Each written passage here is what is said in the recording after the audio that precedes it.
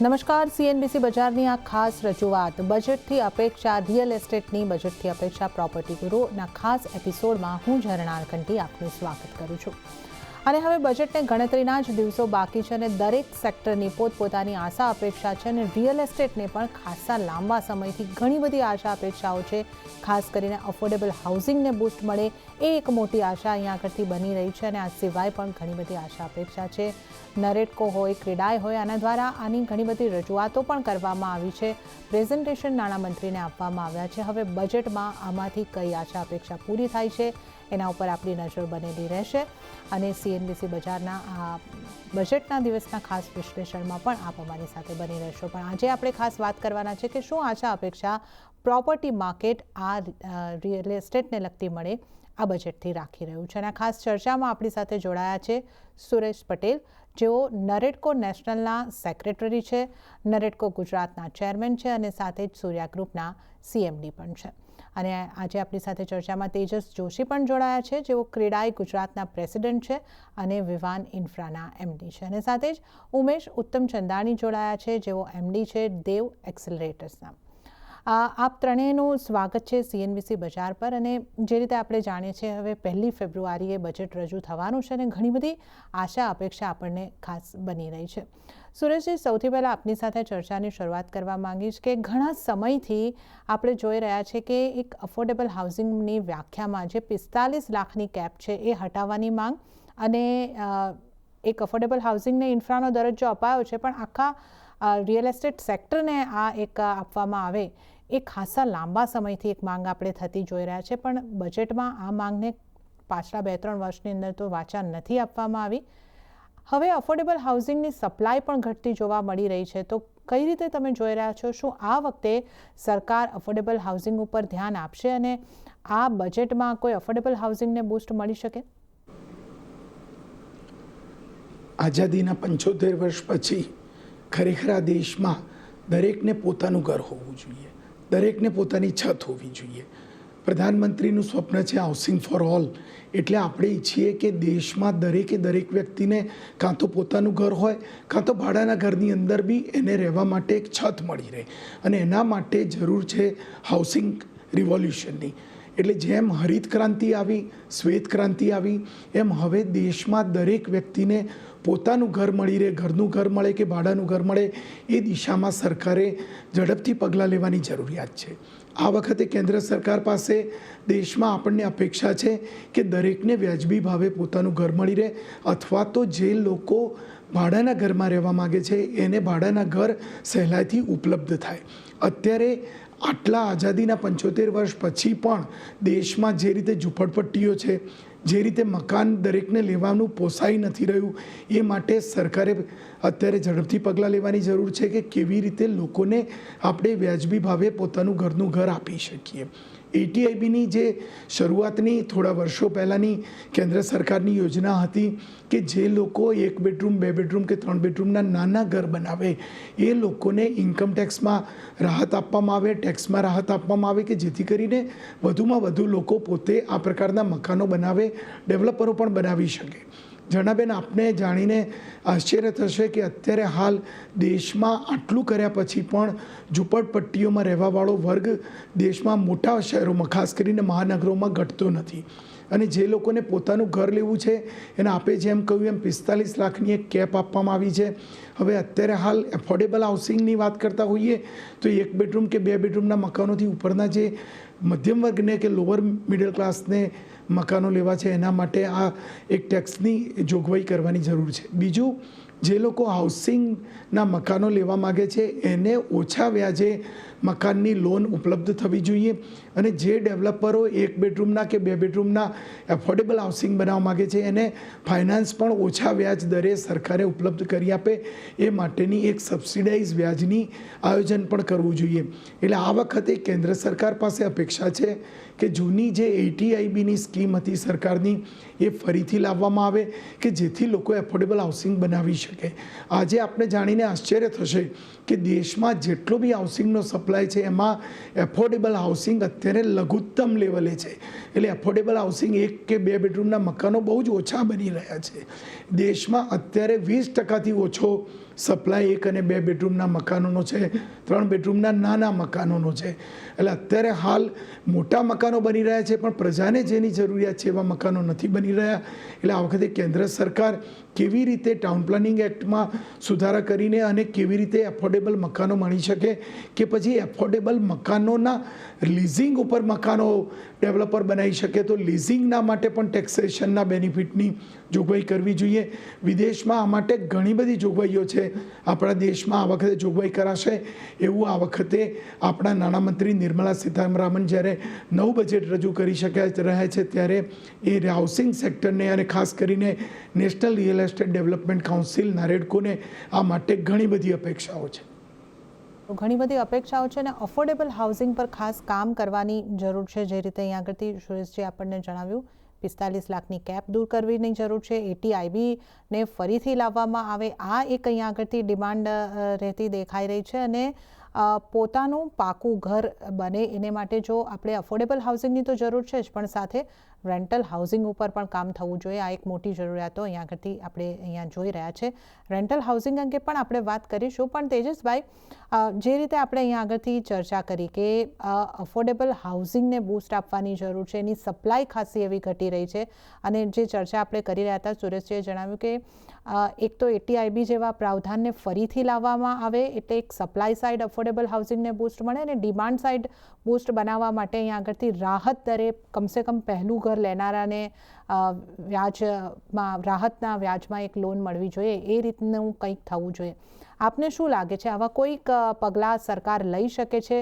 કેવા પગલાંઓ લેવાથી અફોર્ડેબલ હાઉસિંગની સપ્લાય પણ વધે અને ડિમાન્ડ પણ વધે? ચોક્કસ. માનનીય વડાપ્રધાન શ્રી નરેન્દ્રભાઈએ જ્યારે નેતૃત્વ સંભાળ્યું ત્યારે સમગ્ર ભારતનું રિસ્ટ્રક્ચરિંગ કર્યું. એમાં એમને મુખ્ય મુદ્દો અફોર્ડેબલ હાઉસિંગ ફોર ઓલ મૂક્યો હતો, અને એમાં ATIB અંતર્ગત એક સરસ સ્કીમ મૂકી હતી. એમાં હોમ બાયર્સને ખૂબ સારા બેનિફિટ મળી રહ્યા હતા. એનાથી રિયલ એસ્ટેટ ક્ષેત્રે અને અફોર્ડેબલ હાઉસિંગ ક્ષેત્રે બહુ મોટું રિવોલ્યુશન આવ્યું હતું. એટલે અત્યારે જે રીતનું છેલ્લા 2-3 વર્ષથી ATIB યોજના સરકારે બંધ કરી છે, એટલે એ હોમ બાયરના ફેવરમાં જો એ ATIB યોજના સ્ટાર્ટ કરવામાં આવે તો હોમ બાયરને ખૂબ મોટો બેનિફિટ એમાં મળશે. એમાં ટેક્સ બેનિફિટ ઘણા બધા મૂક્યા હતા હોમ બાયર્સ માટે, એટલે એ કરવું જોઈએ. અને બીજી ખાસ કરીને જે 8-10 વર્ષ પહેલા જે કેપ મૂકી હતી અફોર્ડેબલ હાઉસિંગની ડેફિનેશનમાં 45 લાખ રૂપીસની કેપ હતી. લાસ્ટ 10 યર્સની અંદર લેન્ડ પ્રાઇસ, સિમેન્ટ પ્રાઇસ, લેબરની કોસ્ટ, બધા પ્રાઇસ વધતા ગયા છે ડે બાય ડે. એની સામે જે અફોર્ડેબલ હાઉસિંગમાં અપાર્ટમેન્ટ છે બેઝિક, એ મિનિમમ 90 લાખથી 1 કરોડ રૂપિયાનું મિનિમમ એની કોસ્ટ અત્યારે થઈ ગઈ છે. એટલે અમારી એક જ ડિમાન્ડ છે કે એ જો ગવર્મેન્ટ થોડું સર્વે કરી, માર્કેટ સર્વે કરીને એની પ્રાઇસ બેન્ડ કાં નીકાળી દે અને એરિયા સાથે રાખે, અધરવાઇઝ એની પ્રાઇસ બેન્ડ મિનિમમ 90 લાખ રૂપિયા કરે તો અફોર્ડેબલ હાઉસિંગને ખૂબ મોટો વેગ મળશે. અને અમને આશા છે આ બજેટમાં કે ચોક્કસ સરકાર આ દિશા પર કામ કરી રહી છે, અને અમને વિશ્વાસ છે કે આ સામાન્ય મધ્યમ વર્ગના ફેવરમાં સરકાર જો આ સ્કીમ લાવશે તો રિયલ એસ્ટેટ ક્ષેત્રને ખૂબ મોટો બૂસ્ટ મળશે. એની સાથે સાથે ભારતના અર્થતંત્ર બી ઘણું મજબૂત થશે. ઓકે, તો જે અહીંયા આગળથી આપણે અફોર્ડેબલ હાઉસિંગની વાત કરી રહ્યા છે, તો તેજસ્વીનો વ્યૂ બની રહ્યો છે કે 45 લાખની કેપને ન માત્ર હટાવવી જોઈએ, પણ કેપ લગાવી હોય તો 90 લાખ સુધી આ કેપની અંદર વધારો કરવો જોઈએ. તો આ એક સૂચન ક્રેડાઈ તરફથી પણ થતું દેખાઈ રહ્યું છે, અને ચોક્કસ આશા રાખીએ કે બજેટમાં આ વખતે અફોર્ડેબલ હાઉસિંગ પર ફોકસ કરવામાં આવે. ઉમેશજી, આપની પાસેથી એ સમજવું હતું કે અહીંયા અફોર્ડેબલ હાઉસિંગની અમે લોકો ચર્ચા કરી, પણ કમર્શિયલ રિયલ એસ્ટેટની જો વાત કરવી હોય તો કમર્શિયલ રિયલ એસ્ટેટના દૃષ્ટિકોણથી આ બજેટમાં શું હોઈ શકે છે? કમર્શિયલ રિયલ એસ્ટેટને લગતી કઈ જોગવાઈઓ, કઈ અપેક્ષા તમે રાખી રહ્યા છો આ બજેટ પાસેથી? ઝરણાબેન, મને એવું લાગે છે કે એઝ અ કન્ટ્રી આપણા ઓનરેબલ પ્રાઇમ મિનિસ્ટરે જે પગલાં લીધા છે પાસ્ટમાં, કે ઇન્ફ્રાસ્ટ્રક્ચર તરફ બહુ ઇન્વેસ્ટમેન્ટ થયેલું છે લાસ્ટ 7 થી 8 વર્ષમાં. એ બધા સ્ટેપ્સની કારણે ઘણી બધી ગ્લોબલ કંપનીઝ, જેને આપણે ગ્લોબલ કેપેબિલિટી સેન્ટર્સ કા GCC તરીકે ઓળખીએ છીએ દેશમાં, એ લોકો બહુ વધારે સંખ્યામાં આવવા માંડ્યા છે. એ લોકોની જે ઓફિસ સ્પેસની રિક્વાયરમેન્ટ ફૂલફિલ કરવી હોય તો ઘણું બધું ઇન્સ્ટિટ્યુશનલ કેપિટલ દેશમાં આવવું જોઈએ. તો લાસ્ટ 2 વર્ષમાં તમે જોશો તો institutional capital in real estate at least 10-12% વધી રહ્યું છે. પણ એને વધારે સ્પીડમાં ગ્રો કરાવવું હોય તો લેન્ડ લેવલ ઉપર રિફોર્મ્સ એડ કરવા પડશે આ બજેટમાં, જ્યાં લેન્ડ ડિજિટાઇઝેશન કરવું એક મહત્વનું પગલું બનશે આપણા દેશ માટે. તો એક ગ્લોબલ ફંડને દેશમાં જ્યારે એક real estate office space building બનાવવું હોય તો લેન્ડ લેવાની જે પ્રોસેસ છે એ સિમ્પ્લિફાઈડ થઈ જવું જોઈએ. એ મારું એક પહેલી રિક્વેસ્ટ રહેશે કે આપણે આ બજેટમાં ઇન્ક્લુડ કરીએ. સેકન્ડ, ટોકનાઇઝેશન એક મહત્વપૂર્ણ વસ્તુ છે જેનાથી આપણને ગ્લોબલ કેપિટલ એક્સેસ થશે. આપણે રિસન્ટલી જોઈએ તો મહારાષ્ટ્રના ચીફ મિનિસ્ટર સાહેબે એક અનાઉન્સમેન્ટ કર્યું હતું કે નવી મુંબઈ નવી સિટી એ લોકો જે બનાવી રહ્યા છે એ લોકો પ્લાન કરી રહ્યા છે કે ટોકનાઇઝેશન ઉપર ડેવલપ કરીએ, જેનાથી એક સામાન્ય માણસ 1 લાખ રૂપિયાથી લઈને 5 લાખ રૂપિયા જો રિયલ એસ્ટેટ તરફ ઇન્વેસ્ટ કરવું હોય તો એ લોકો બી પાર્ટિસિપેટ કરી શકે.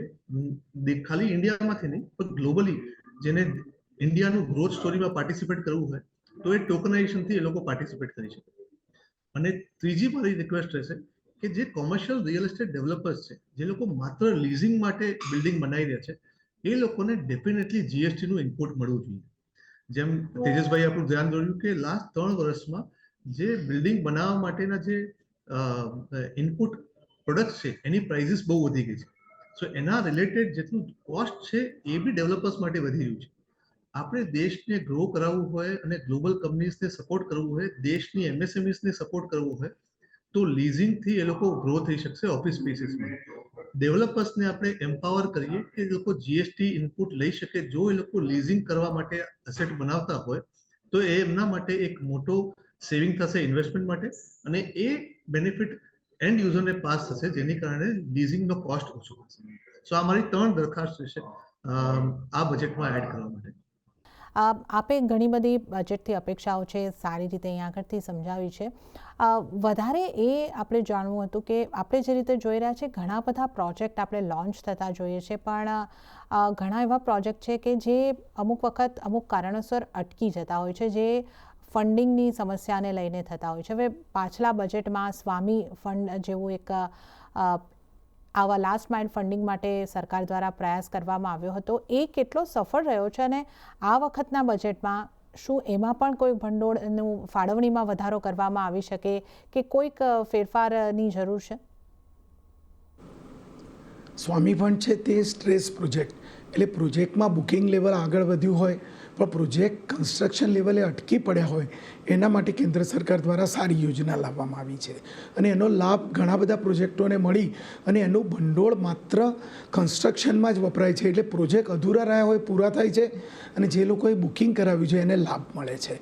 સાથે સાથે આ વખતે કેન્દ્ર સરકાર પાસે આપણે એવી અપેક્ષા રાખીએ છીએ કે રિયલ એસ્ટેટમાં જ્યારે ડેવલપર દ્વારા લેન્ડનું પૂરેપૂરું ભંડોળ આપી દેવામાં આવ્યું હોય ત્યારે લેન્ડનું જે ભંડોળ આપવામાં આવ્યું છે એને માર્જિન મની તરીકે કન્સિડર કરી અને પ્રોજેક્ટ ફાઇનાન્સમાં ઓછા વ્યાજના દરે જો એને એફોર્ડેબલ હાઉસિંગ માટે લોન આપવામાં આવે તો ચોક્કસ મને લાગે છે કે જે એફોર્ડેબલ હાઉસિંગનો જે અત્યારે રેશિયો સપ્લાયનો ઘટી રહ્યો છે એ આપી શકાય.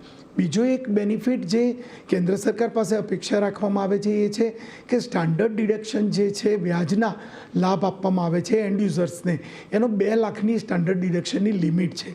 આ સ્ટાન્ડર્ડ ડિડક્શનની લિમિટ હવે 12 વર્ષથી 2 લાખની જે છે એને ખરેખર સરકારે હવે વધારીને 10 લાખની કરવી જોઈએ કે જેથી જે એન્ડ યુઝર્સ વ્યાજ ચૂકવી રહ્યા છે હાઉસિંગ લોનો ઉપર કે કોઈ પણ પ્રકારની લોન પર એનો સ્ટાન્ડર્ડ ડિડક્શનમાં 2 લાખના બદલે એને ઓછામાં ઓછું 5 લાખ અને બની શકે તો 10 લાખ રૂપિયા સુધીનો લાભ આપવામાં આવે.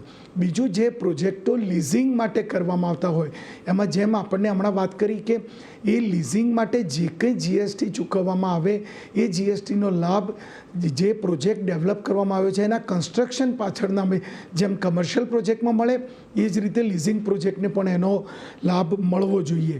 અને જીએસટી કાઉન્સિલની અલગ રચના છે પણ આપણને આ વખતે વિત્તમંત્રી પાસે અપેક્ષા છે કે જે જીએસટી લેબર પર લેવામાં આવે છે, 18% જેટલો ઊંચો જીએસટી ચૂકવવામાં આવે છે, એ ખરેખર ઘટાડીને 5% કે એથી ઓછો કરવો જોઈએ કે જેથી લેબરને પણ એની રકમ વધારેમાં વધારે મળે અને એનો લાભ આપણે આગળના ભાગે આપી શકીએ. એટલે આ વખતે ATIB પ્રોજેક્ટ લાવવામાં આવે, સ્ટાન્ડર્ડ ડિડક્શનનો લાભ 2 લાખથી વધારીને 10 લાખ કરવામાં આવે અને જે વ્યાજના દરો છે હાઉસિંગ લોન ઉપરના અને સાથે સાથે ડેવલપરને હાઉસિંગ લોન ડેવલપરને પ્રોજેક્ટ ફિનાન્સ આપવામાં આવે છે એમાં પણ વ્યાજ દરો ઘટાડવામાં આવે એવી આ વખતે ચોક્કસ અપેક્ષા છે. બીજું આપણે જાણીને આશ્ચર્ય થશે કે કોઈ NRI પોતાનું ફંડ ઇન્વેસ્ટ કરે તો એને જ્યારે પણ ઇન્વેસ્ટમેન્ટ કરે છે એ લોકો કોઈ પણ પ્રકારના મ્યુચ્યુઅલ ફંડમાં તો એના ઉપર ટેક્સ છે 10%.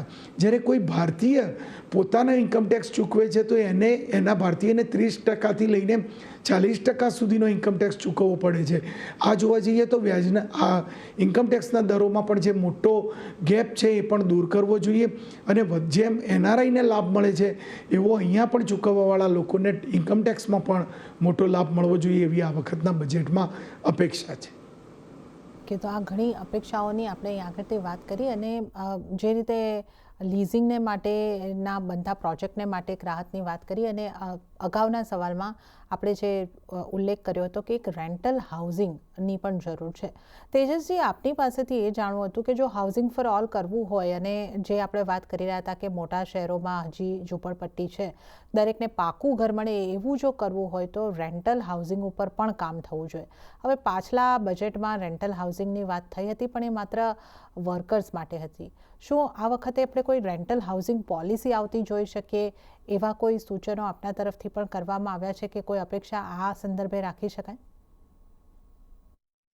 એટલે સરકાર રેન્ટલ હાઉસિંગ પોલિસી પણ વિચાર કરી રહી છે, પણ ખાસ કરીને સરકારે જે બેનિફિટ આપી રહી છે, જે લેબર બહારથી કામ કરવા આવે છે ને અહીંયા એ લોકોને ઘર જોઈએ છે, એના ગવર્મેન્ટ ઓફ ગુજરાત બી ઘણા બિલ્ડિંગ્સ બનાવી રહી છે ને એ લોકોને સારી એવી રાહતના દરે ટોકન પ્રાઇઝમાં રેન્ટમાં એને પોતાનું ઇન્ફ્રાસ્ટ્રક્ચર સાથેનું ઘર અહીંયા મળી રહ્યું છે. એટલે એ રેન્ટલ પોલિસી જો સુધારવામાં આવે તો એ પણ એક મોટી વસ્તુ છે, કેમ કે પર્ટિક્યુલર ગુજરાતની વાત કરીએ તો જે રીતનું હવે કોમનવેલ્થના લીધે જે ઇન્ફ્રાસ્ટ્રક્ચર ડેવલપમેન્ટ આવશે ને માઇગ્રેશન ખૂબ મોટા પ્રમાણમાં હશે. એટલે ઇનિશિયેટ 1 વર્ષ 2 વર્ષ 3 વર્ષ માટે જે માણસને સેટ થવું છે તે પહેલા રેન્ટના ઘરમાં જ જશે. તો એમાં બી જો રેન્ટલ પોલિસીની અંદર પણ જો બેનિફિટ આપવામાં આવે તો એ બહુ સારું એક સ્ટેપ હશે.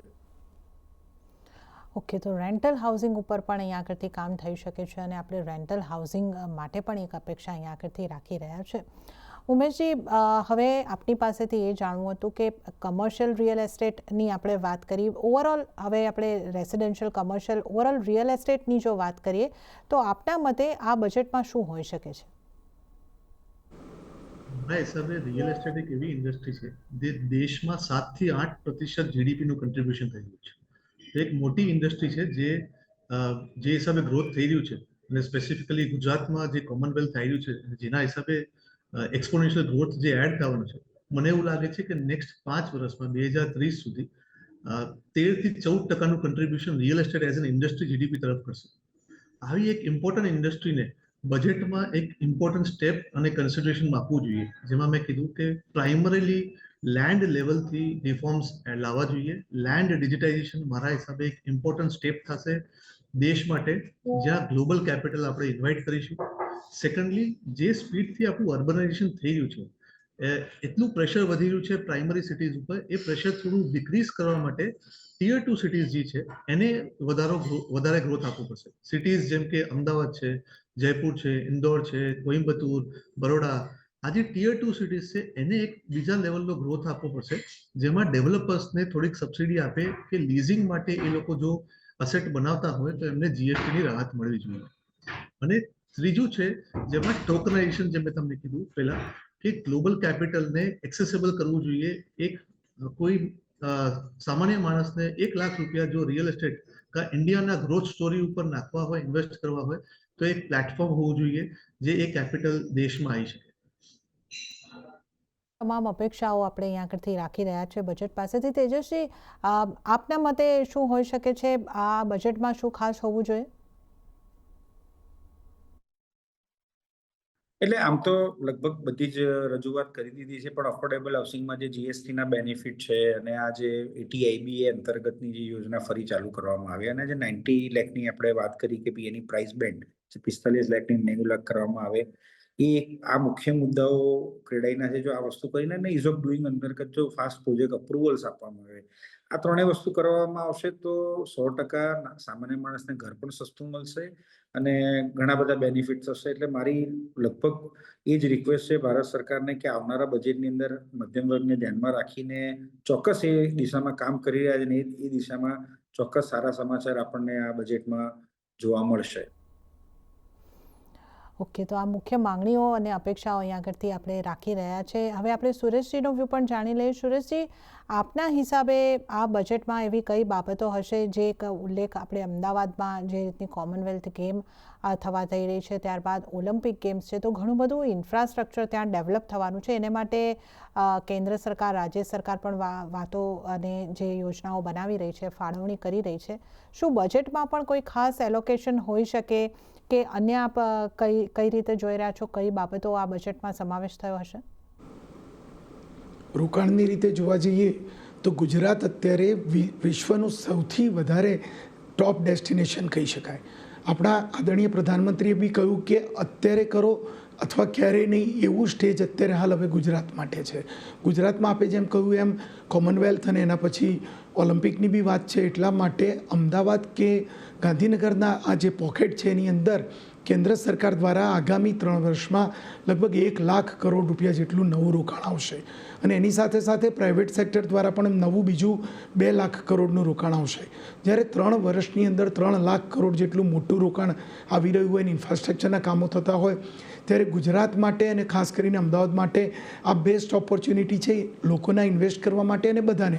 અને એવા વખતે હાઉસિંગ ફોર ઓલ માટે નારેડકો દ્વારા માનનીય નાણામંત્રીશ્રીને આપણે જે માગણીઓ મૂકવામાં આવી છે એમાં ATIB પ્રોજેક્ટ, લીઝિંગ પ્રોજેક્ટમાં 5 વર્ષ સુધી ટેક્સ બેનિફિટ, અફોર્ડેબલ હાઉસિંગ બનાવનાર માટે ટેક્સ બેનિફિટ, સ્ટાન્ડર્ડ ડિડક્શન છે ઓછામાં ઓછું 5 લાખ કરીને એન્ડ યુઝર્સને હાઉસિંગ લોનના ઉપર બેનિફિટ મળે એના માટે કરવામાં આવ્યું છે.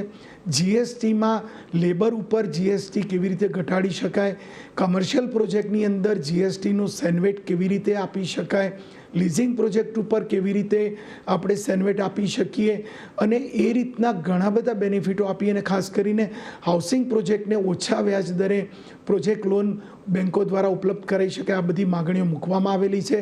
અને હાઉસિંગ સેક્ટર અને રિયલ એસ્ટેટ સેક્ટર આમ જોવા જઈએ તો GDP ગ્રોથ જે 8% હતો એમાંથી ઇન્વેસ્ટમેન્ટ હતું એમાંથી 16% જેટલું થયા પછી 266 ઇન્ડસ્ટ્રીઓ દ્વારા real estate sector, infrastructure sector આજે સૌથી વધારે રોજીરોટી આપતો વ્યવસાય છે. ત્યારે એને જો બુસ્ટિંગ આપવામાં આવશે તો દેશનું અર્થતંત્રને પણ ઘણો બધો વેગ મળશે અને આપણી પ્રજાને વધુમાં વધુ GDP ગ્રોથ દ્વારા આપણે રિયલ એસ્ટેટ સેક્ટરના બેનિફિટો આપી શકીશું. તો ભારતના અર્થતંત્રનો જો વિકાસ કરવો હોય, ગ્રોથ કરવો હોય તો રિયલ એસ્ટેટને બૂસ્ટ જરૂરી છે. ખાસ કરીને અફોર્ડેબલ હાઉસિંગને માટે બૂસ્ટ મળે અને અન્ય પણ રજૂઆતો રેસિડેન્શિયલ અને કમર્શિયલ ક્ષેત્રની અપેક્ષાઓની આપણે અહીં આગળથી ચર્ચા કરી. અને હવે ખાસ નજર આપણી 1 ફેબ્રુઆરીએ રજૂ થનારા બજેટ ઉપર રહેશે અને CNBC બજાર પર આપણે એનું વિશ્લેષણ પણ કરીશું. પણ અત્યાર માટે સુરેશજી આપનો, તેજસજી આપનો અને ઉમેશજી આપનો ખૂબ ખૂબ આભાર. અમારી સાથે આ ખાસ ચર્ચામાં જોડાવા બદલ આપનો ખૂબ ખૂબ આભાર. તો આ ખાસ રજૂઆતમાં હાલ પૂરતું આટલું જ. હાલ મને પણ આપશો રજા, પણ વધુ અપડેટ અને સમાચારો માટે આપ જોતા રહો CNBC બજાર. નમસ્કાર.